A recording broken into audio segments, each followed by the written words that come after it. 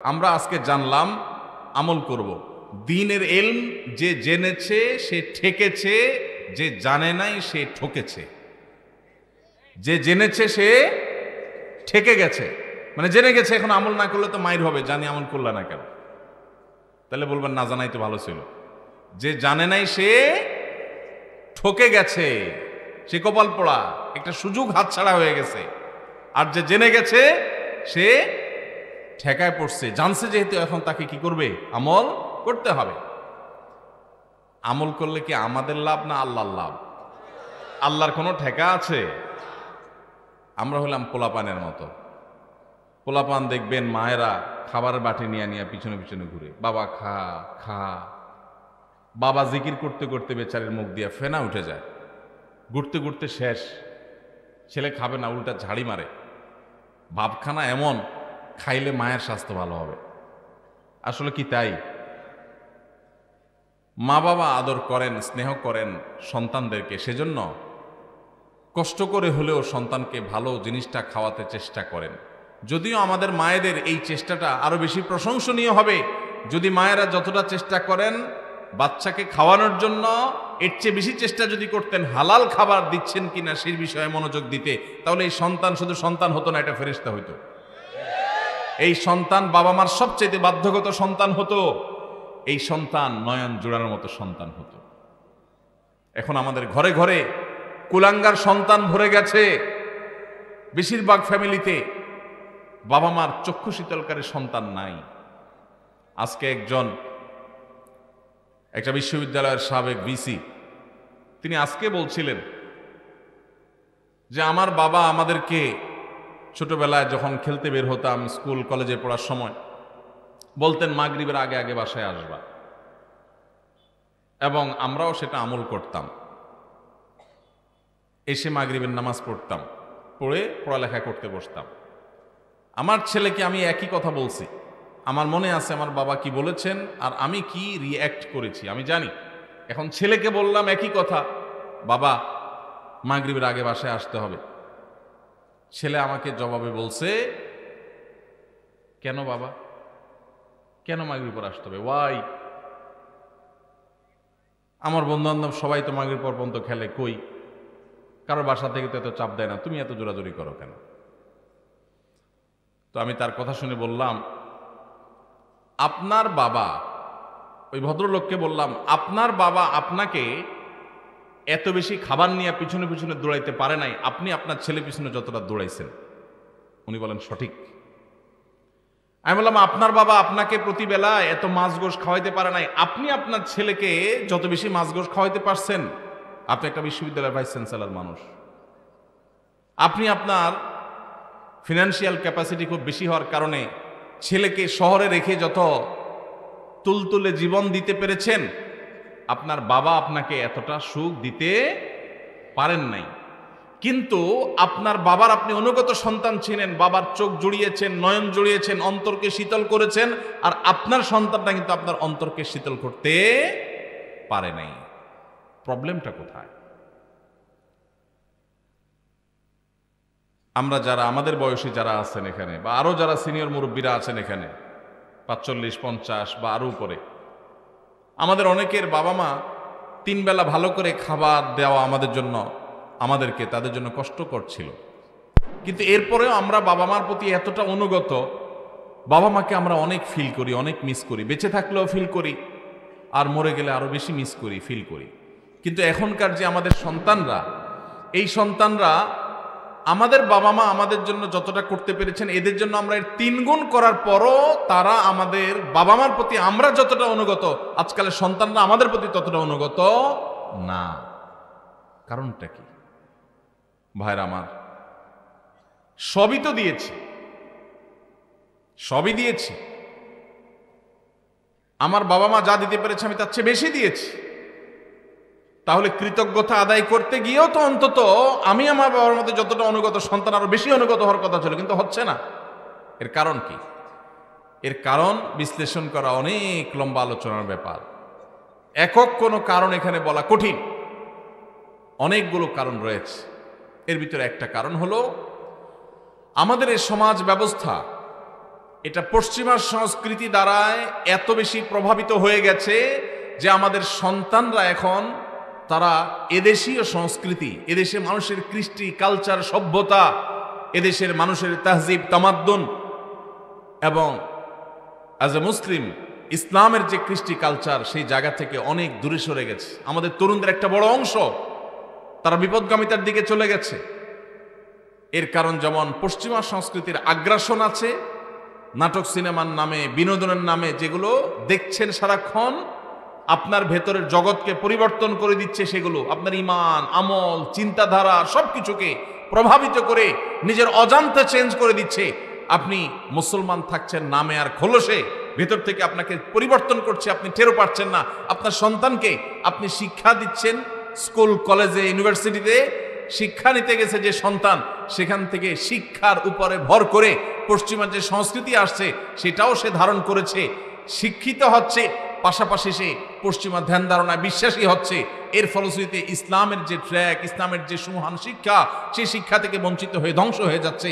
এর অনেক কারণের ভিতরে একটা কারণ হলো সন্তানকে আপনি সেইভাবে হালাল খাবার খাওয়াতে পারতেছেন না আপনার বাবা মা যেটা আপনাকে খাওয়াতে পেরেছে। আপনার বাবা মা অনেক কষ্ট করে অল্প খাওয়াইছেন, কিন্তু হালাল খাওয়াইছেন, তার বরকত ছেলের মধ্যে আপনি পাইছেন। আপনি আপনার ছেলে মেয়েকে যা খাওয়াচ্ছেন বুকে হাত দিয়ে বলতে পারবেন না যে টনটন করে বাজবে, এতটা হালাল এবং পিওর যেটা আপনার বাবার সম্পদের মধ্যে ছিল, সেটা যদি আপনার সন্তানের মধ্যে আপনি করতে পারেন, ইনশাআল্লাহ এ যুগে আপনার সন্তান সবচেয়ে সভ্য, ভদ্র এবং মাথা নিচু করে বিনম্রতার সাথে আপনাকে শ্রদ্ধা নিবেদন করবে। এই জন্য সন্তান খাইলো কি খাইলো না এটার জন্য যতটা মরিয়া মায়েরা, এর চেয়ে বেশি মরিয়া হবেন সন্তানের পেটে হালাল ঢুকছে নাকি হারাম ঢুকছে বিষয়টা নিয়ে। আল্লাহ আমাদেরকে সেই তৌফিক দান করুন। ভাইরা আমার, তাহলে আমরা শাবানের নফল রোজার কথা বলছিলাম।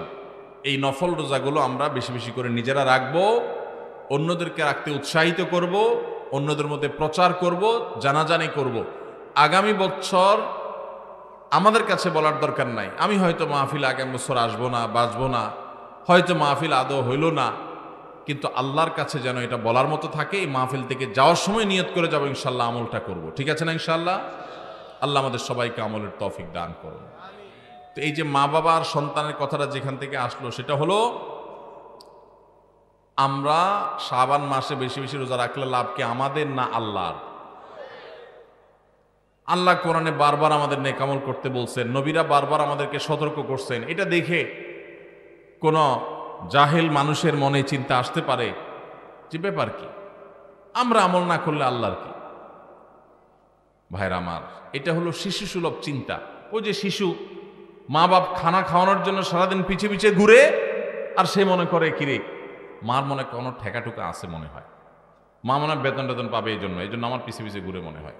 ওই ছেলে খাইতে চায় না, অথচ স্বার্থটা কি মায়ের না সন্তানের? সন্তানের। তাহলে মা এত কষ্ট কেন করছেন? মমতার কারণে, স্নেহের কারণে। মা বাবা সন্তানকে যতটা ভালোবাসেন, আপনার আমার রব, আপনার আমার মালিক আল্লাহ সুবহানাহু ওয়া তাআলা আমাদেরকে এর চাইতে অগণিত গুণ বেশি ভালোবাসেন। এত বেশি ভালোবাসেন যে বান্দা জাহান্নামে যাক আল্লাহ চান না। এই যে বিভিন্ন আমল আমাদেরকে আল্লাহ দিয়েছেন, এই আমলগুলো দিয়েছেন আমরা যেন জান্নাতে যাওয়ার পথ সহজ হয়, আমাদের সুগম হয়। সেজন্য এই জন্য ভাই সমস্ত সুন্নাহগুলো, নবীজির আমলগুলো সব শিখে শিখে জেনে জেনে আমল করবো তো ইনশাআল্লাহ। শাবান মাসে নফল রোজা রাখবো তো ইনশাআল্লাহ। অন্তত 2টা রোজা হলে ওরা রাখবেন, নিয়ত করছেন, একটু হাত তোলেন। আল্লাহ আমার ভাইদের সবাইকে আপনি আমল করার তৌফিক দান করেন। মালিক আমাদের সবাইকে আপনি আমলের তৌফিক দান করেন, আমাদের সবাইকে জান্নাতে যাওয়ার তৌফিক দান করেন। মাশাআল্লাহ, মাশাআল্লাহ। আল্লাহ রাব্বুল আলামিন আমাদের জন্য যে সমস্ত বিষয়গুলোকে ফরজ করেছেন, ফরজ, এর মধ্যে একটা হলো আমাদের মৃত্যুর পর আমাদের সম্পদে আমাদের রক্ত সম্পর্কীয় আত্মীয়দেরকে এক একজনকে এক এক হিস্সা বা অংশ আল্লাহ তাআলা নির্ধারণ করে দিয়েছেন কোরআনে। জানেন তো আপনারা কোন সূরায় করেছেন? সূরা নিসা, কোরআনের সবচেয়ে বড় আয়াত, সবচেয়ে দীর্ঘ আয়াত। আল্লাহ রাব্বুল আলামিন যে বিষয় বলতে গিয়ে নন স্টপ বলে তারপরে দাড়ি দিয়েছেন অনেক দূরে গিয়ে, পুরো বিষয় বলে শেষ করে তারপর দাড়ি দিয়েছেন, সেই সবচেয়ে দীর্ঘ আয়াত কোরআনে যে বিষয়টার উপরে, সে বিষয়টা কিন্তু নামাজের বিষয় না, সেটা রোজার বিষয় না, সেটা জাকাতের বিষয়ও না। সেটা কোন বিষয়? পরিত্যক্ত সম্পত্তির বন্টনের বিষয়। মা বাবা, স্বামী স্ত্রী, ভাই বোন, কারোর মৃত্যুর পর তার সম্পদে কার কি হক আছে, কে কতটুকু পাবে, এ বিষয়ে আল্লাহ তাআলা বর্ণনা করেছেন। বর্ণনা করে আল্লাহ তাআলা বলেছেন, ফরিদাতাম মিনাল্লাহ, তোমাদের রেখে যাওয়া সম্পদে কার কতটুকু ভাগ আছে না আছে, এই সব বন্টন আল্লাহ তাআলা করে দিয়েছেন। কে করে দিয়েছেন? আল্লাহ বলেছেন ফরিদাতুম মিনাল্লাহ, এটা আল্লাহর বন্টন, আল্লাহর নির্ধারণ, আল্লাহর পক্ষ থেকে এটা ফিক্সড করা হয়েছে। আমরা কেউ মনে করতে পারি আল্লাহ বলেছেন অমুকরে এতটুকু দিতে, সে তো আমার কোনো কাজে আসে না, আমার তো বরং তমুক বেশ কাজে আসে, তাহলে তারা একটু বাড়াই দিতে চাই আমি। মানে আল্লাহ যেভাবে দিতে বলেছেন, আমার যুক্তি বুদ্ধি দিয়ে আমি সেটাকে পরিবর্তন করতে চাই, এই যে একটা প্রচেষ্টা আমাদের অনেকের মধ্যে আছে, আল্লাহ রাব্বুল আলামিন সেই সম্পর্কে বলেছেন, আবাউকুম ওয়া আবনাউকুম লা তাদরুনা আইয়ুহুম আকরাবু লাকুম নাফআ, তোমাদের বাপ দাদা, তোমাদের সন্তান সন্ততি, এর ভিতরে কে তোমাদের বেশি কাজে আসবে, বেশি উপকারে আসবে, তোমরা কেউই জানো না। আল্লাহ যা নির্ধারণ করে দিয়েছেন সেটা অনুযায়ী বন্টন করো। তোমার বিবেক বুদ্ধি প্রসূত বন্টন করতে যাবে না, আল্লাহ নির্ধারণ অনুযায়ী দাও, তোমার বুঝে আসুক আর না আসুক। এই ফরজ। বহু দাড়ি পাকা মুরব্বী আছেন, বহু সিজদা করতে করতে কপালে দাগ ফেলে দেওয়া মানুষ আছেন, বহু নিয়মিত তাসবিহ তেলাওয়াত করা, নফল আমল করা মানুষ আছেন, বহু নফল রোজা, ফরজ রোজা রাখা মানুষ আছেন, বহু দান সাদকা করা মানুষ আছেন, বহু হজ ওমরা নিয়মিত করা মানুষ আছেন, যারা এই ফরজ আদায়ে গাফিলতি করেন, উদাসীনতা এবং অবহেলা করেন, এবং তারা এই কারণে আল্লাহর খাতায় ফাসিক নাম তাদের উঠে গেছে। দুনিয়ার মানুষ তাদেরকে হাজী সাহেব বলে, গাজী সাহেব বলে, শেখ সাহেব বলে, মাওলানা সাহেব বলে, মুফতি সাহেব বলে, সভাপতি সাহেব বলে, সেক্রেটারি সাহেব বলে, অথচ এই সাহেব আল্লাহর খাতায় ফাসিক। কারণ সে তার বাবার সম্পদে, তার দাদার সম্পদে আল্লাহ তাআলা যাকে যতটুকু হিস্সা দিতে বলেছেন সেটাকে পাই পাই করে আল্লাহর নির্দেশ অনুযায়ী বন্টন করে নাই। সে নিজের খেয়াল খুশি মতো বন্টন করেছে, খেয়াল খুশি মতো ভাগ করেছে, খেয়াল খুশি মতো দখল করে নিয়েছে। আল্লাহর নির্ধারণের এই ফরজের সে মূল্য দেয় নাই। এই কারণে এই সমাজের বহু দাড়ি পাকা মানুষ জাহান্নামে যাবে। ভাইরা আমার, আমরা অনেকেই আছি থোক 10, 20, 50 হাজার টাকা মাহফিলে দিতে পারি। অনেকেই আছি মসজিদ মাদ্রাসা 20, 50 হাজার টাকা দান করতে আমাদের কোনো আপত্তি নাই। আপত্তি কোন জায়গায়? আপত্তি হইল আমার বাবা দুনিয়া থেকে চলে গেছেন, এখন বাবা যা রেখে গেছেন, জমি জমা, স্থাবর অস্থাবর সম্পদ, ব্যাংক ব্যালেন্স, টাকা পয়সা যা যা আছে, এগুলো থেকে ভাগ করে কাকে দিতে হবে?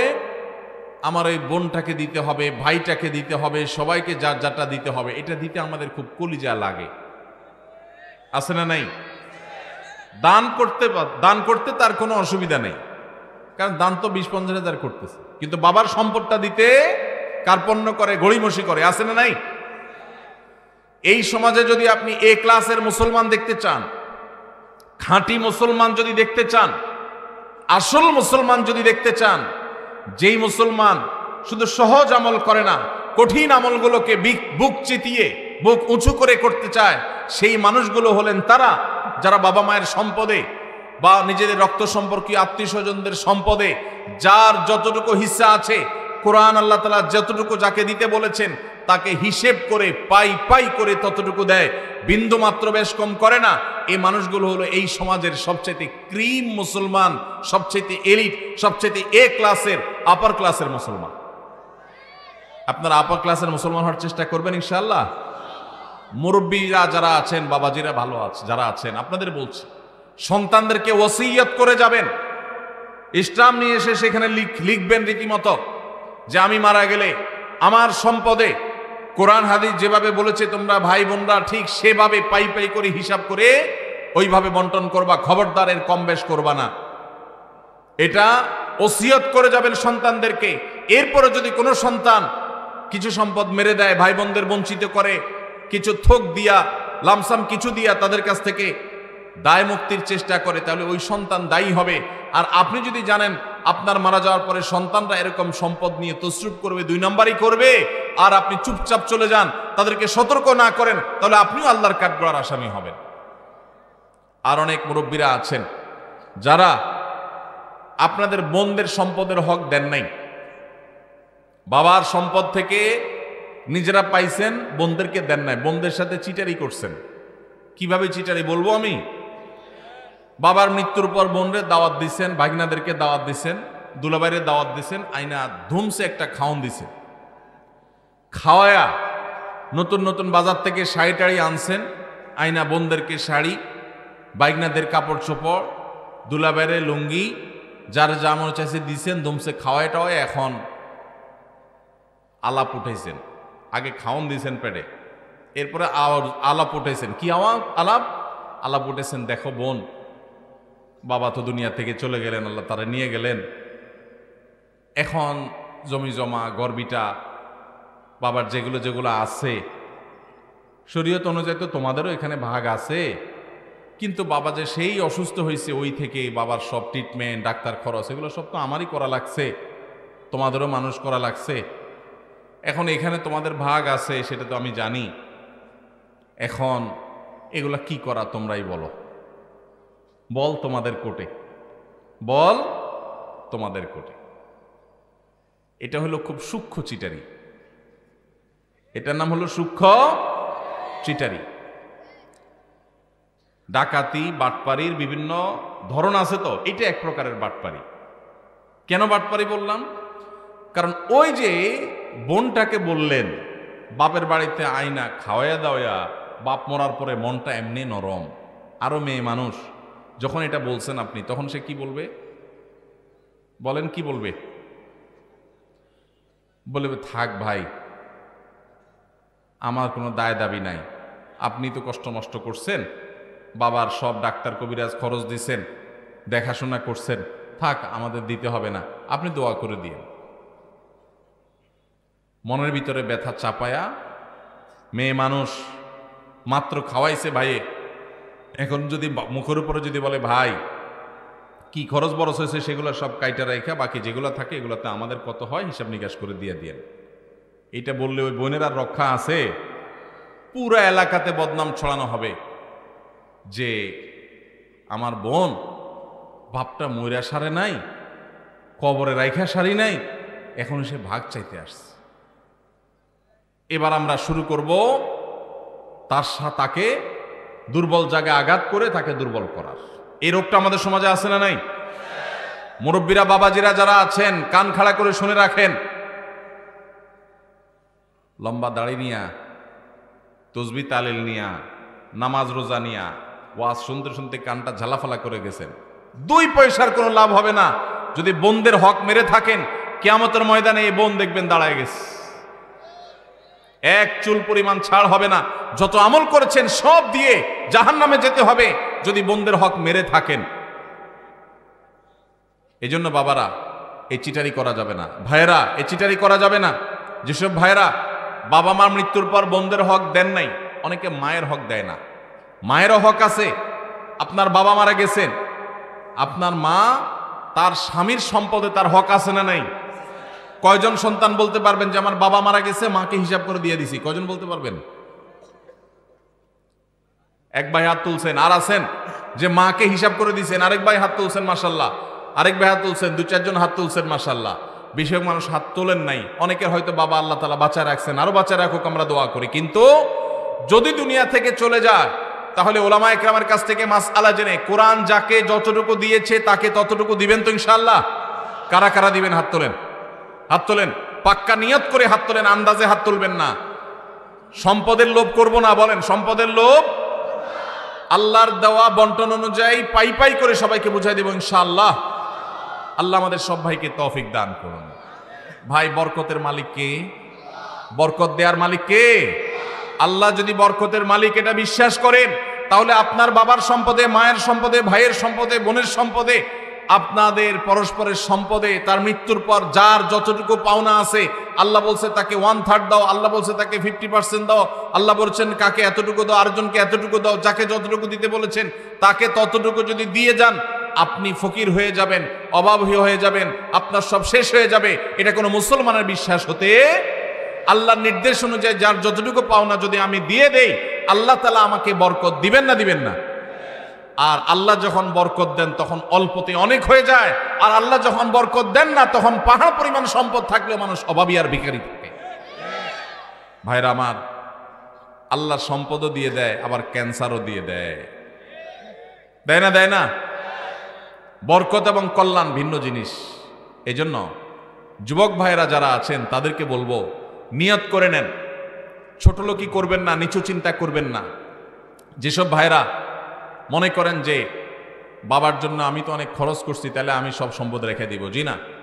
বাবার জন্য খরচ করা আপনার নৈতিক দায়িত্ব। আপনার যদি টাকা থাকে তার ট্রিটমেন্ট খরচ দাঁড়ানো আপনার দায়িত্ব। এর মানে এই না যে বাবার সম্পদ থেকে আপনি সেটা কাটাকাটি করবেন। হ্যাঁ, যদি এমন থাকে যে বাবার সম্পদ ক্যাশ টাকা আছে, যদি ট্রিটমেন্ট করা যায়, তাহলে সেটা দিয়ে আপনি বাবার ট্রিটমেন্ট করেন, কোনো অসুবিধা নাই।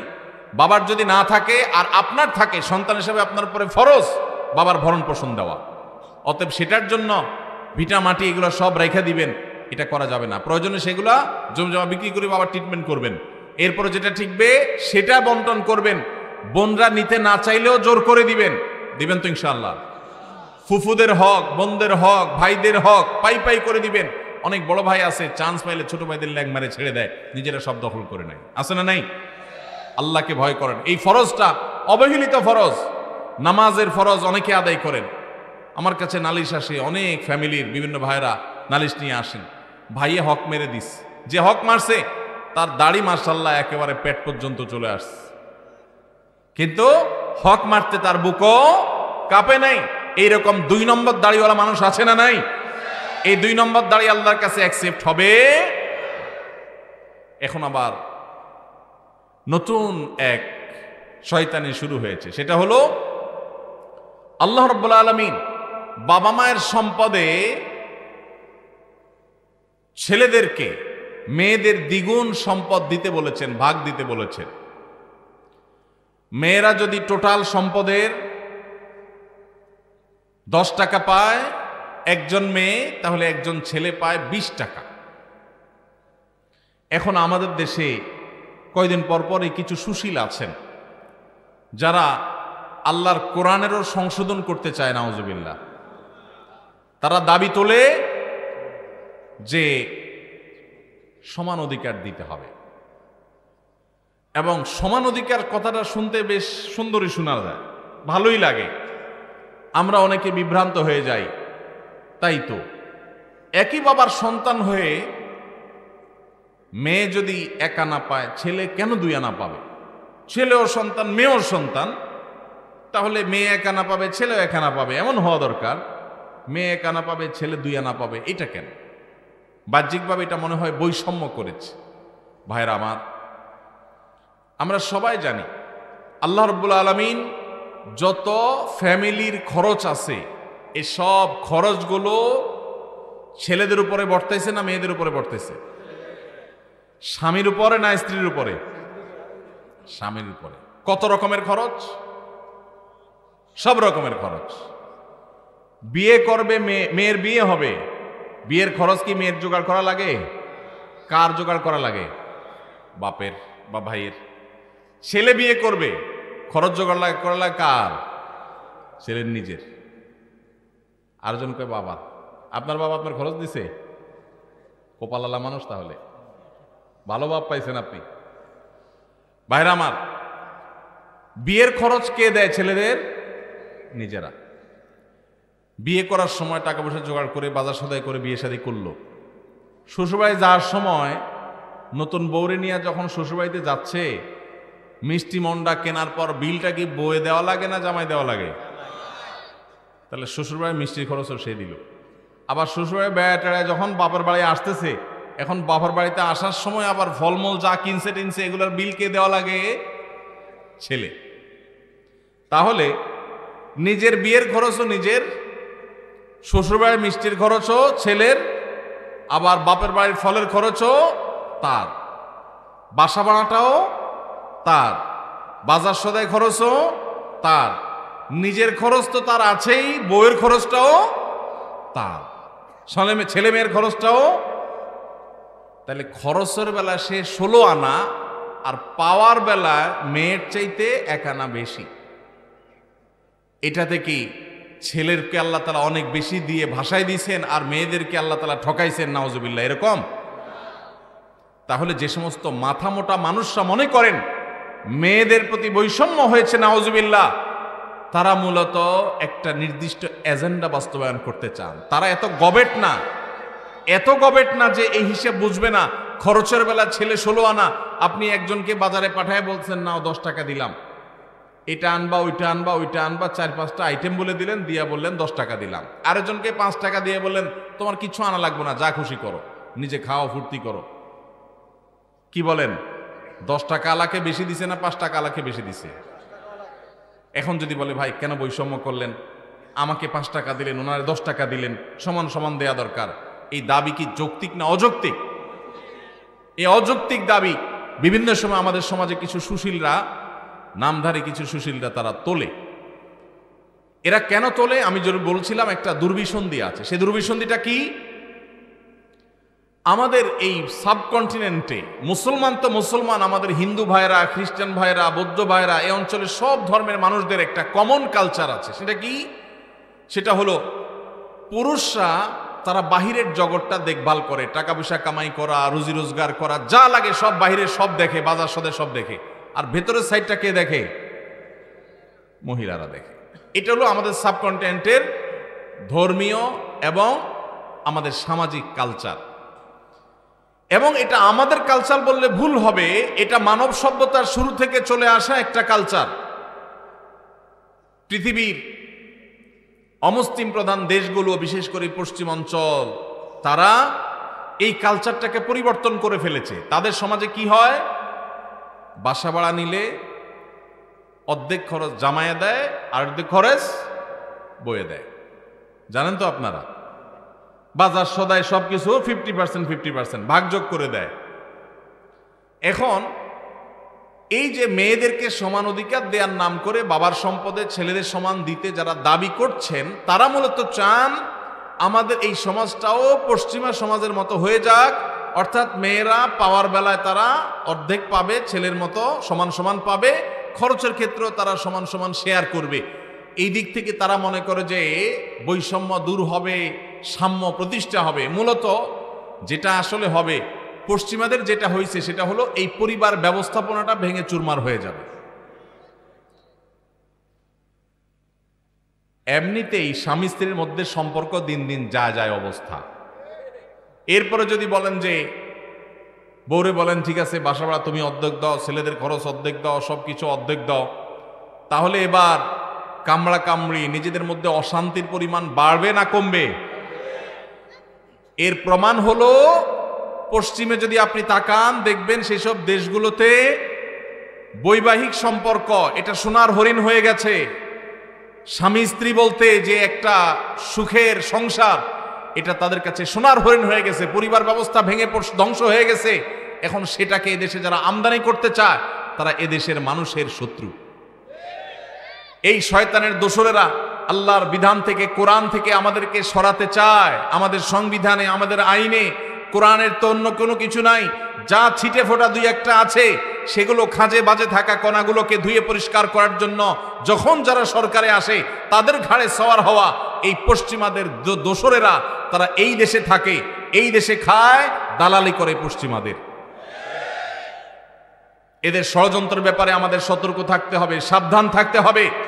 আমাদের অবশ্যই বোনরা, মেয়েরা নানাভাবে নিগৃহীত, তাদের সপক্ষে আমাদের কথা বলতে হবে, কিন্তু তার জন্য আল্লাহর আইন, আল্লাহর বিধানকে পরিবর্তন করার কোনো প্রয়োজন নাই।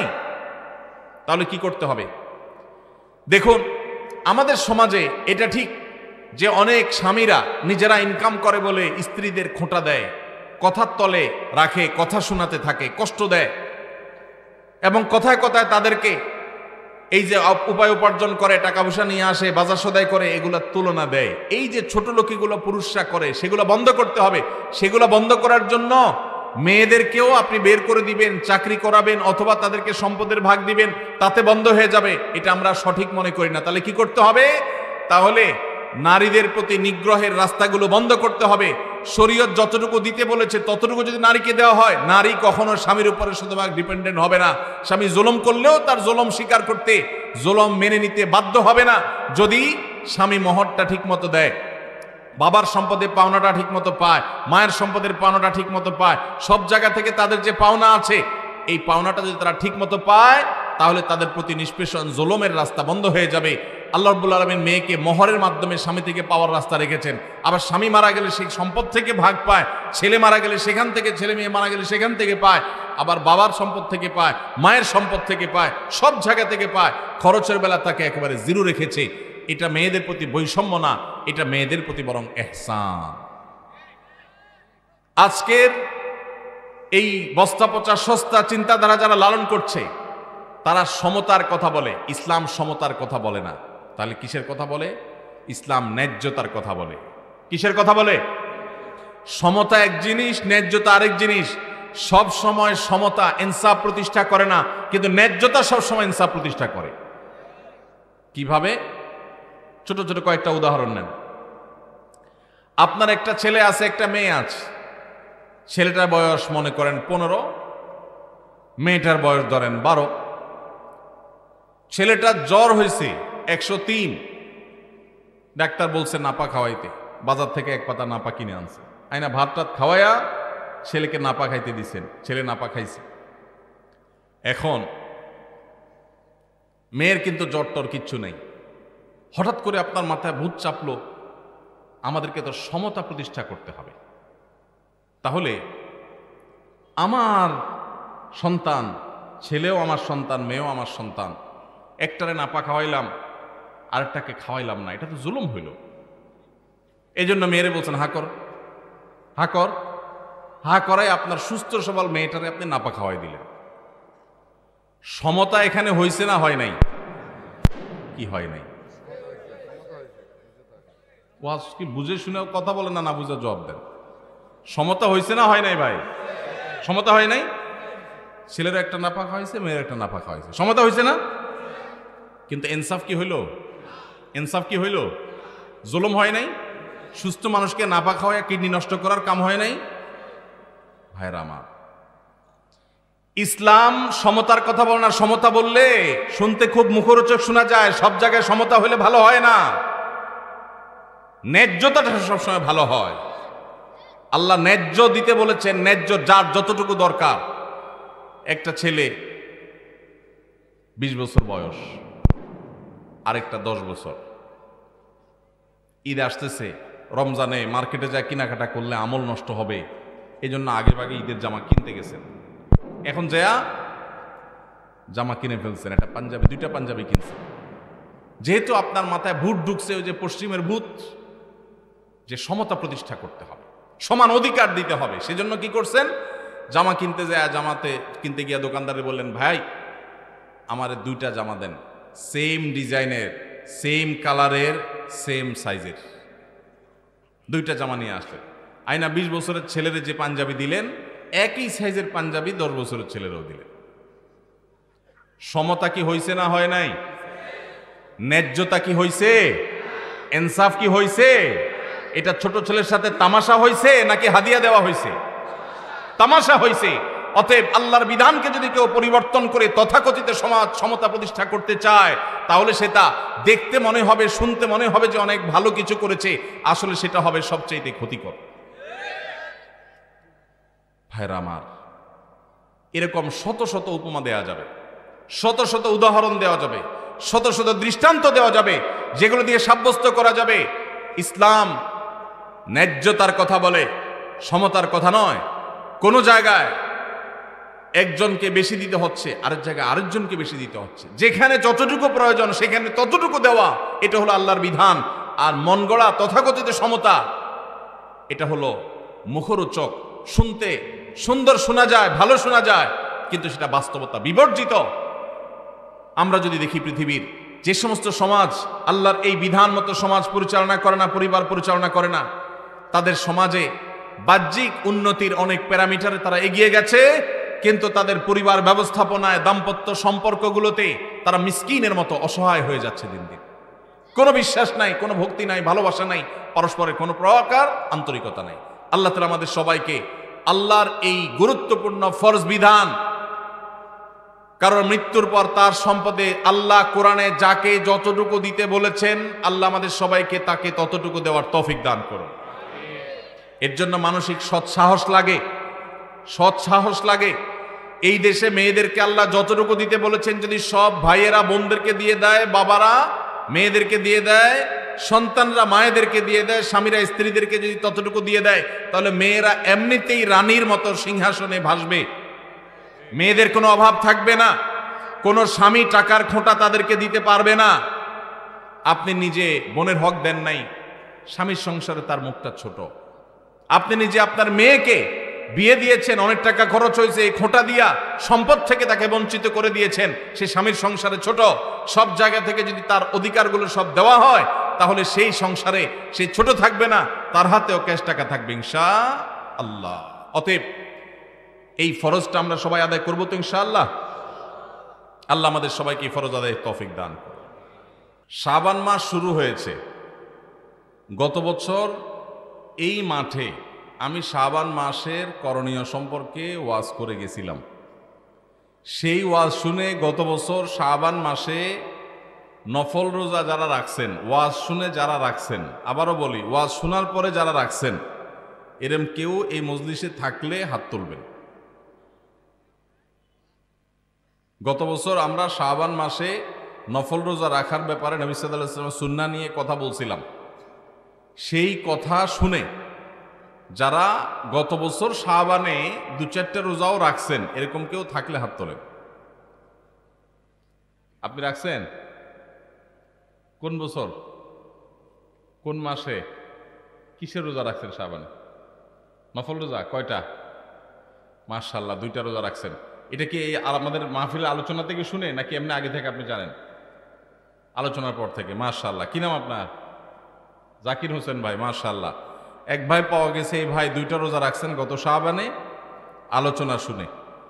আর কেউ কি আছেন যে কোনো বিষয়ে আলোচনা হয়েছে, শুধু রোজা না, গত বছর এই মাহফিলে আসছেন, আলোচনা শুনে আমল করছেন, এরকম কেউ থাকলে একটু হাত তোলেন। কি আমল করছেন ভাই? আইয়ামে বীজের রোজা রেখেছেন, মাশাআল্লাহ মাশাআল্লাহ। আমার ভাই আইয়ামে বীজ, চাঁদের 13, 14, 15 এই 3 দিন রোজা রাখা সুন্নাত। এই দিনগুলোকে বলা হয় আইয়ামে বীজ। নবী করিম সাল্লাল্লাহু আলাইহি সাল্লাম তার অত্যন্ত ভালোবাসার কয়েকজন সাহাবী, আবু যর গিফারি রাদিয়াল্লাহু তাআলা আনহু, আবু হুরায়রা রাদিয়াল্লাহু তাআলা আনহু, অত্যন্ত ভালোবাসার আপন কিছু মানুষকে খুবই মায়াময় ভাষায় বলেছেন, আমি তোমাদেরকে ওসিয়ত করে গেলাম, আমি তোমাদের ওসিয়ত করে গেলাম। সাধারণ উপদেশ না, মানুষ খুব পরম আপনজনদেরকে ওসিয়ত করে, সে নবী সাল্লাল্লাহু আলাইহি ওয়াসাল্লাম করে গেছেন এই সাহাবীদেরকে, এবং বলেছেন তোমরা কখনো এই মাসের 3টা দিনের রোজা, আইয়ামে বীজের রোজা কখনো ছাড়বা না। নবীজি এটা কতটা গুরুত্বপূর্ণ হলে এইভাবে তিনি ওসিয়ত করে যান। তো সেই ওসিয়তটার উপরে মাশাআল্লাহ ভাই আমল করেছেন, অনেকে আমরা আমল করি নাই। তাহলে গত বছর ওয়াজ মাহফিলে 2টা ফসল পাইলাম বুঝে। আর বাকি কেউ থাকলে বলেন, যদি দেখা যায় আমল করার লোক নাই, তাহলে অহেতুক সময় নষ্ট করবো না তো।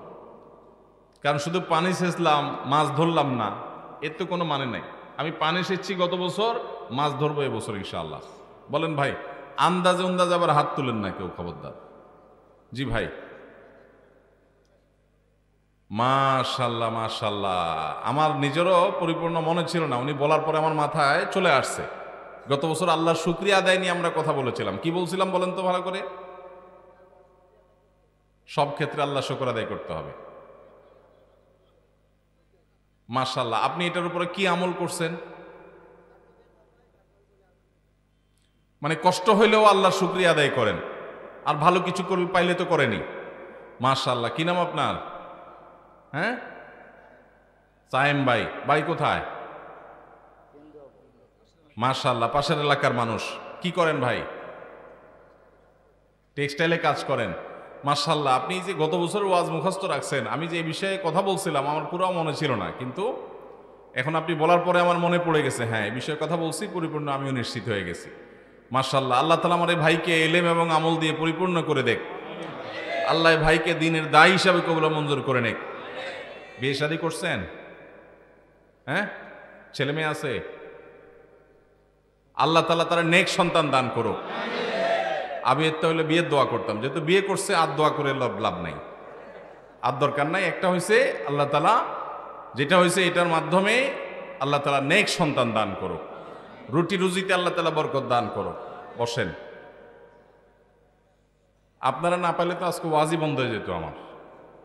এখন তো কিছু কথা বলার মানসিকতা তৈরি হয়েছে আলহামদুলিল্লাহ।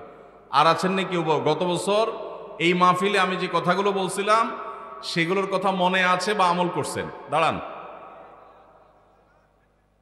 কি নাম? সুমন মিয়া। বলেন কি ওয়াজ করছিলাম, আপনি কি আমল করছেন? জি, রোজা রাখছিলেন? কোন মাসে? শাবান মাসে। শাবান মাস রমজানের কয় মাস আগে আসে? পাশ থেকে কেউ নকল সাপ্লাই করছে নাকি? আচ্ছা, মজা করছি, নকল সাপ্লাই করেন, আপনি সঠিক বলেছেন। মাশাআল্লাহ, কয়টা রোজা রাখছেন ছোট ভাই? 2টা রোজা রাখছেন। মাশাআল্লাহ, আল্লাহ তাআলা আমলের তৌফিক দান করুক। বসেন। ভালো লাগলো যে আরেক ভাইও আমল করেছেন, আরো হয়তো কিছু ভাই আমল করেছেন। মাশাআল্লাহ, এটা একটা ভালো দৃষ্টান্ত। আর কি বলছিলাম?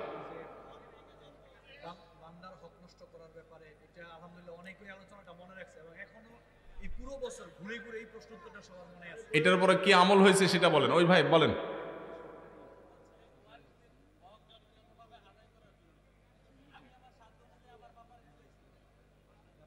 মাশাআল্লাহ, এখন বাবার জীবদ্দশাতে সব ভাগযোগ করে নিয়ে নিছেন? ও আচ্ছা, বাবা দাদার হক যেন দেয়, এই দাদার সম্পদ থেকে ফুপুদের হক যেন দেয়। তো বাপে কি আমল করছে? বাড়িটাও দেওয়ার চেষ্টায় আছেন। মাশাআল্লাহ, দেখেন সারা দেশে সম্পদ লুট করার লোক পাবেন। ওয়াজ মাহফিলগুলো থেকে আল্লাহর এরকম বান্দারা তৈরি হয় যারা নিজের সম্পদ, অন্যের অধিকার, ফুপুর অধিকার, দাদার সম্পদে এটা ভাগ দেওয়ার জন্য বাপের উল্টা বুঝায়া সমঝাইয়া সেটা তাদেরকে দেওয়ার ব্যবস্থা করে। আলহামদুলিল্লাহ। কি নাম আপনার? কাউসার ভাই। আপনি কি এটা গত বছর আলোচনা থেকে উদ্বুদ্ধ হয়েছেন নাকি নিজে থেকে অন্য কোনো কারণে? গত বছর আলোচনা থেকে। মাশাআল্লাহ, গত বছর আমরা বান্দার হক সম্পর্কে বলেছিলাম, অন্যের হক মারা সম্পর্কে বলেছিলাম, আরো কিছু বিষয় আলোচনা উঠে এসেছে, প্রশ্ন উত্তরে উঠে এসেছে। মাশাআল্লাহ, বসেন আপনি, জাযাকাল্লাহ খাইর। আর কোন আল্লাহর বান্দা আছেন যে গত বছরের কোনো রিপোর্ট শোনাবেন যে আমল আপনার ভিতরে এটা আসছে ওইটা আসছে, এরকম বলার মতো কেউ আছেন? ঠিক আছে, আমার মনে হয় এ পর্যন্ত আমরা রাখি। এই দৃষ্টান্তটা আমাদেরকে মনে রাখতে হবে যে যেই ভাইগুলো আমল করেছেন, একটা পয়েন্টের উপরেই হোক না কেন যে আমল করেছেন, এটাই হলো প্রকৃত ওয়াজ শোনা। যে ওয়াজ শুনবো কিছু জানা এবং মানার জন্য। ওয়াজ শুনলাম, হুজুরের চেহারা দেখে চলে গেলাম, আমল করলাম না, ফজর নামাজটাও জামাতে পড়া হলো না, এই ওয়াজ শোনার 2 পয়সার কোনো মূল্য আছে? কোনো মূল্য নাই। আল্লাহ আমাদের ভাইদের সবাইকে আমলের নিয়তে ওয়াজ শোনার তৌফিক দান করুন। সবাই আমলের নিয়তে শুনবেন তো ইনশাআল্লাহ? গত বছর যারা এই মাহফিলে ছিলেন, আবার এই বছরও আছেন, এরকম যারা আছেন একটু হাত তোলেন। মাশাআল্লাহ, হাত নামান। এত মানুষ এখানে, অলমোস্ট 20 থেকে 30% মানুষ দেখা যাচ্ছে গত বছরেরও শ্রোতা, এই বছরেরও শ্রোতা। তো আমলের বেলায় মাত্র 5-7 জনে হাত পাইলাম কেন ভাই? হাত তো উঠাইছেন খুব জোরে সোরে খুশি হইয়া, ধরা খাবেন যদি চিন্তা করেন নাই। গত বছর মাহফিলে আসছেন, এবছরও আসছেন, তাহলে গত বছরের মাহফিলের উপরে আমল করেছেন এটা বলতে পারেন নাই কেন? এতটুকু নিজের প্রতি আস্থা নাই কেন? কনফিডেন্ট নাই কেন? তাহলে এই বছরও ওয়াজ করে কি লাভ হবে? এরকম দেখা যাবে 5-7 জন আমল করছে, বাকিদের খবর নাই। তাহলে এই 5-7 জন যারা আমল করছে এদের নিয়ে চলেন একটা রুমে বন্দী হই, তাদেরকে ওয়াজ করি, আর বাকি পাবলিককে ওয়াজ শুনে তো লাভ নেই। আমল করবেন? ওয়াদা? আল্লাহ তাআলা আমাদের ভাইদের ওয়াদা পুরা করার তৌফিক দান করো। মাশাআল্লাহ, মাশাআল্লাহ। এটাতে বলে মাহফিল। মাহফিল থেকে কিছু নিয়ে যাওয়া লাগবে কি লাগবে না? কি নিবেন? বুট বাদাম? আমল। আল্লাহ তাআলা আমাদেরকে আমলের তৌফিক দান করুন। ছোট্ট ছোট্ট করে দুইটা পয়েন্ট বলে প্রশ্ন উত্তরে চলে যাবো ইনশাআল্লাহ। নাম্বার 1, শাবান মাস চলছে। এই শাবান মাসের একেবারে শুরুর দিকে আমরা আছি। রমাদান মাস আর কয়েকদিন পরে ইনশাআল্লাহ শুরু হয়ে যাবে। শাবান মাসে আমাদের প্রিয় নবী সাল্লাল্লাহু আলাইহি সাল্লাম বেশি বেশি নফল রোজা রাখতেন। শাবান মাসের শেষের দিনগুলো ছাড়া বাকি পুরো মাসের বেশিরভাগ দিন নবী সাল্লাল্লাহু আলাইহি সাল্লাম রোজা রাখার চেষ্টা করতেন। শুরুর দিকে, মাঝের দিকে প্রায় প্রতিটা দিনই তিনি রোজা রাখার চেষ্টা করতেন। এই জন্য তার সেই সুন্নতকে অনুসরণ করে আমরাও রমজান মাস শুরু হওয়ার আগে থেকে নফল রোজা রাখার চেষ্টা করব ইনশাআল্লাহ। চেষ্টা করব তো ইনশাআল্লাহ। বেশি না পারেন 2, 4, 5টা 7টা, যার যতটুকু তৌফিকে কুলায় সে কয়টা নফল রোজা রাখবেন। কারণ নফল রোজার শ্রেষ্ঠ মাস শাবান মাস। এই মাসে বেশি বেশি নফল রোজা নবী সাল্লাল্লাহু আলাইহি সাল্লাম কেন রাখতেন? তাকে উসামা ইবনে যায়েদ রাদিয়াল্লাহু তাআলা আনহু নবীজির অত্যন্ত আদরের সাহাবী ছিলেন, নাতির মতো স্নেহ করতেন। তিনি প্রশ্ন করেছেন আল্লাহ রাসূলকে, হে আল্লাহ রাসূল, মালি আরাকা তাসুমু ফি শাবান মা লা তাসুমু ফি গায়রি। আপনাকে দেখি শাবান মাসে যত নফল রোজা রাখেন, অন্য কোনো মাসে এত নফল রোজা রাখেন না। হেতু কি, রহস্য কি, কারণ কি? নবীজি সাল্লাল্লাহু আলাইহি সাল্লাম তখন তাকে বলেছিলেন যে এর কারণ হলো এই রোজা, এইটা এই মাসে রাখছি এই জন্য যে এই মাসটাতে মানুষ সাধারণত ইবাদত বন্দেগীর ব্যাপারে উদাসীনতা করে। সবাই অপেক্ষা থাকে, রমজান তো আসছে, রমজান আসলে তো করবই, এই জন্য রমজানের জন্য বসে থাকে। মাঝখান দিয়ে এই মাসটাতে মানুষ আমল ইবাদত ততটা করে না। আবার এই মাসটার আগের মাসটা রজব মাস, সেটা সম্মানিত 4 মাসের একটা। সম্মানিত মাস কয়টা ভাই? 4টা। জিলকদ, জিলহজ, মুহররম, আর চতুর্থটা কোনটা? রজব। এই 4 মাসকে আল্লাহ তাআলা সম্মানিত মাস ঘোষণা করেছেন। তো নবীজি বলেছেন এই মাসটা, শাবান মাসটার আগের মাসটা হলো সম্মানিত মাস, সেজন্য অনেকে একটু ইবাদত বন্দেগীর দিকে মনোযোগ দেয়। আর পরের মাসটা রমজান মাস, সেটা তো বছরের সেরা মাস, সবাই কম বেশি ইবাদতের চেষ্টা করে। মাঝে পড়ে এই শাবান মাসটাতে আমল, ইবাদত, নেকামল এগুলোর ব্যাপারে বেশিরভাগ মানুষ মনোযোগ দেয় না। মনে করো রমজান আসলে একসাথে শুরু করব, এখন আর কোরআন ধরে না। তো নবীজি সাল্লাল্লাহু আলাইহি সাল্লাম বলেছেন এই জন্য আমি এই মাসে নফল রোজা বেশি বেশি রাখি। কারণ যেই সময়টাতে আমল ইবাদতের পরে অন্য সবাই উদাসীন থাকে, ওই সময়টাতে আমল ইবাদতের আলাদা একটা গুরুত্ব আছে। নবী সাল্লাল্লাহু আলাইহি ওয়াসাল্লাম সেজন্য রাখতেন। আর 2 নম্বর হলো তিনি বলেছেন যাকা শাহরুন ওয়া হুয়া শাহরুন তুরফাউ ফীহিল আমালু ইলা রাব্বিল আলামিন। এই শাবান মাস হলো বছরের সেই মাস যেই মাসে বান্দার সারা বছরের আমলনামা আল্লাহর কাছে ফেরেশতারা উপস্থাপন করেন, প্রেজেন্টেশন দেন, রিপোর্ট জমা দেন। নবীজি সাল্লাল্লাহু আলাইহি ওয়াসাল্লাম বলেছেন ফা উহিব্বু আন ইউরফা আমালি ওয়া আনা সাইম। তো আমি চাই আমার আমলনামা যখন আল্লাহর কাছে পেশ করা হবে, আমি তখন রোজাদার যেন থাকি। আল্লাহ যখন আমার আমলনামার দিকে মনোনিবেশ করবেন, তখন যেন তিনি আমাকে রোজাদার অবস্থায় পান, নেকামলের মধ্যে পান। তাহলে আমার রিপোর্ট তিনি অনুগ্রহের সাথে, রহমতের সাথে দেখবেন। এই জন্য আমি এই মাসে নফল রোজা রাখি। তাহলে 2টা কারণ পাওয়া গেল। এছাড়াও এই মাসে বেশি বেশি নফল রোজা রাখলে রমজান রোজা রাখা সহজ হয়, প্রস্তুতিমূলকভাবে প্র্যাকটিস হয়ে যায়। হঠাৎ করে রমজান রোজা শুরু হয়ে গেলে অনেকের অভ্যাস, খাদ্য অভ্যাস একরকম থাকে, রুটিন চেঞ্জ হয়ে যায়, কষ্ট হয়। তো এই মাস থেকে কিছু কিছু রোজা রাখলে রমজান রোজা রাখাটা আপনার জন্য সহজ হবে। আমার নবীজি সাল্লাল্লাহু আলাইহি সাল্লাম এই মাসে বেশি বেশি নফল রোজা রাখতেন। আমি বেশি বেশি না পারলে অন্তত কম কম হইলেও রাখবো ইনশাআল্লাহ। একটাও রাখবেন না এই মাসে, শুধু রমজান আসলে রাখবেন ইনশাআল্লাহ। শাবানে একটাও যারা রাখবেন না নিয়ত করছেন তারা হাত তোলেন। নাই? ওয়াজ মনোযোগ দিয়ে শুনছে, বোঝা গেছে, ধরা পড়ে নাই তো। চালাক মানুষ নরসিংদীর, মাশাআল্লাহ। আমি তো ভাবছি হুদায় 2-4 জন হাত তুলে ফেলবে, কারণ ওয়াজ মাহফিলের একটা রোগ হলো বুঝাও হাত তোলে, না বুঝাও হাত তোলে। আরেক রোগ হলো এইটা, বুঝাও ঠিক বলে, না বুঝাও ঠিক বলে। এইটাও ঠিক, দেখছেন নি? এইটাও বলে ঠিক। আপনারা কি বুঝে ঠিক বলবেন না, না বুঝে ঠিক বলবেন? যতক্ষণ থাকবেন মনোযোগ দিয়ে শুনবেন, আগে থেকে নিয়ত করবেন যা শুনবো সেটা বাড়ি নিয়ে যাব, আমল করব, বউ বাচ্চা মা বোন অন্য সবার সাথে শেয়ার করব। চেষ্টা করা যাবে না ইনশাআল্লাহ? তাহলে এই যে শাবান মাসের নফল রোজা, এটা আমাদের সমাজের থেকে অনেক সময় অনেকটা হারিয়ে গেছে, খুব একটা রাখে না মানুষ। ওই শবে বরাতে রাখে কেউ কেউ, আর কোনো রোজা রাখার খোঁজ খবর নাই। অথচ এই মাসেই নফল রোজা বেশি বেশি রাখা দরকার।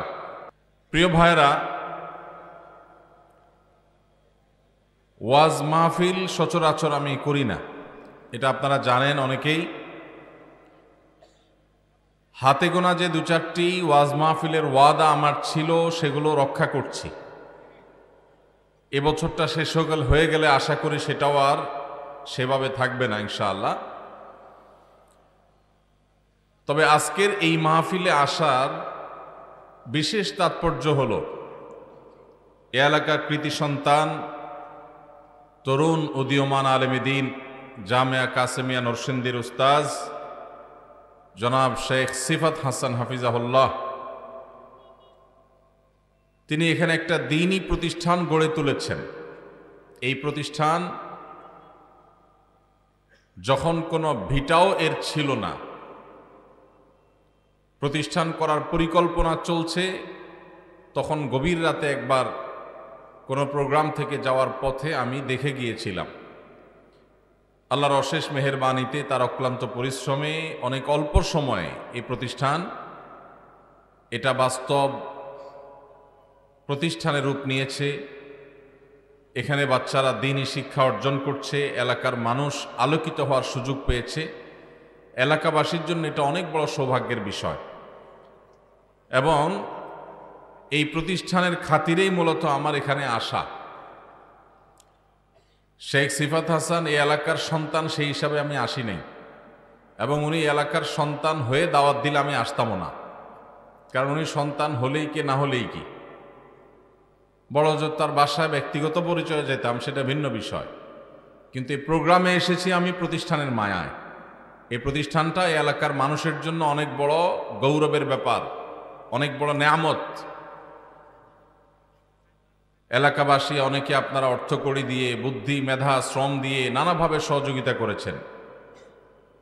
সিফাত ভাই মাশাআল্লাহ অনেক মেহনত পরিশ্রম করে অক্লান্ত গাদাখাটুনি দিয়ে প্রতিষ্ঠানকে এই পর্যায়ে নিয়ে এসেছে।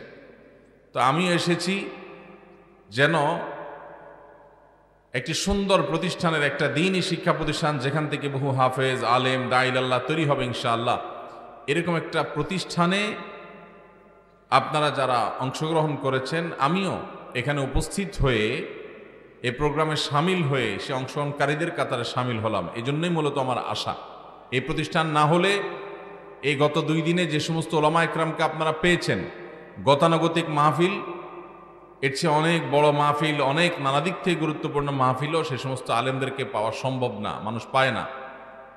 এখানে আপনারা যে সমস্ত ওলামা একরামকে কালকে আজকে 2 দিন ব্যাপী পেলেন, সেটা এই মাদ্রাসার সুবাদে, সেই প্রায় মাদ্রাসার কারণে, মাদ্রাসার প্রতি, এই দ্বীনী শিক্ষা প্রতিষ্ঠানের প্রতি, আদ-দাওয়া একাডেমির প্রতি আপনাদের এই কৃতজ্ঞতা বোধ যেন সারা জীবন থাকে।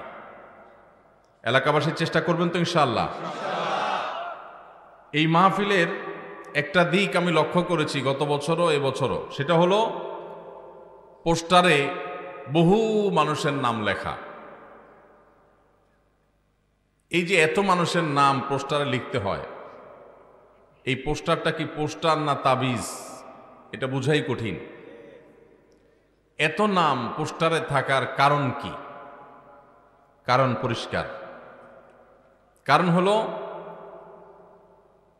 বেচারা সিফাত হাসান মাহফিল করছে, আদ-দাওয়ার মাহফিল চলছে, সেই মাহফিলে যদি কারোর নাম না থাকে তিনি নাখোশ হয়ে যাবেন। এই জন্য সবার নাম ঢুকাতে ঢুকাতে তাবিজ হয়ে গেছে। এখন এলাকার মান্যগণ্য ব্যক্তিবর্গ যারা আছেন, রাজনীতি করেন আর ব্যবসা বাণিজ্য করেন, যে যেটাই করেন না কেন, এইসব প্রতিষ্ঠানে লেগে থাকা কপালের ব্যাপার, সৌভাগ্যের ব্যাপার। নাম লিখলে টাকা দিব, আসবো না, নাম না লিখলে আসবো না, টাকা দিব না। আসলে এই সমস্ত মানুষের কোনো প্রয়োজনও নেই। আমি শ্রদ্ধা রেখে সবার প্রতি বলতে চাই, আল্লাহর জন্য মাহফিলে আমরা আসছি সংশোধন হইতে। এখান থেকে আজকে আপনাদের জন্য এই বিশেষ যত সম্মানীয় অতিথি আছে তাদেরকে বলতেছি, আপনাদের সংশোধনের জন্য বলছি, আল্লাহর ওয়াস্তে পরবর্তী বছর বলে দিবেন সিফাত ভাই তোমার মাহফিলে এমনিই যাব ভাই, নাম আমার দিতে হবে না, টাকা যেটা দেওয়ার আল্লাহকে খুশি করার জন্য দিব, তোমার নামের জন্য আমি দেব না। এইটা আমাদের মুরব্বীরা, গণ্যমান্য ব্যক্তিবর্গ, এলাকার নেতৃবৃন্দ, আপনারা যদি এটা করতে পারেন তাহলে এটা একটা ঐতিহাসিক দলিল হয়ে, একটা দৃষ্টান্ত হয়ে থাকবে ইনশাআল্লাহ। চেষ্টা করা যাবে না ইনশাআল্লাহ? আল্লাহ আমাদের ভাইদেরকে সেরকম এখলাস দান করুন। সব জায়গায় ঢোল পিটালে চলবে রে ভাই, কিছু জিনিসটাও কবরের জন্য রাখা লাগবে। সব জায়গায় দেয়ালে, তারপরে কি বলে ওইটাকে, তোরণে, গেইটে, পেপারে, ব্যানারে, কত লাগে নাম রে ভাই। কিছু জিনিস অন্তত আখিরাতের জন্য রাখেন না, টাকাটা দেন এখানে, ওইটার পেমেন্ট নিয়ে আখিরাতে সওয়াব। চেষ্টা করা যাবে না ইনশাআল্লাহ? আমি আশা করব যে দিনী শিক্ষা প্রতিষ্ঠানের প্রতি তাকায়া তারা তাদের এই নিষ্ঠার পরিচয় দিবেন। আমি আশা করি তারা কেউ নাম চান নাই, এটা সিফাত ভাই নিজে উপযাজক হয়ে দিয়েছেন। তাহলে আসামি তো আপনি নিজেই। আমি তো ভাইদের দোষ দিচ্ছি না, দোষ তো আপনার। জি মাশাআল্লাহ, ভাইরা বলেন নাই, তাহলে এই এলাকার মানুষের একটা ভালো দিক এটা। কিন্তু সামনে থেকে ভাইদের দায়িত্ব থাকবে, যার যার নাম এবছর আছে আগামী বছর বলুন ভাই আমার নাম যেন না থাকে। চেষ্টা করা যাবে? এইটা যদি কোনো ভাই বলে, আপনি আমার পক্ষ থেকে তাকে বিশেষ শুভেচ্ছা জানাই দিবেন। দরকার হলে ফোনে আমি তার সাথে একটা কথা বলে দেব। কারণ আমাদের কাছে কিছু নিষ্ঠাবান মানুষ দরকার। অনেক টাকার দরকার নাই, অনেক পাওয়ারের দরকার নাই, আমাদের দরকার কিছু ভালো মানুষের। আর ভালো মানুষের মার্কা কি ভাই? টাকা দেব, আমার নামের দরকার নাই, আমার যাকে দেখানো দরকার তিনি দেখছেন, এটা আমি তার কাছ থেকে বিনিময় পাবো ইনশাআল্লাহ। আর যারা নামের আশা করেন তারা আল্লাহর কাছে আর কিচ্ছু পাবেন? কিচ্ছু পাবেন না।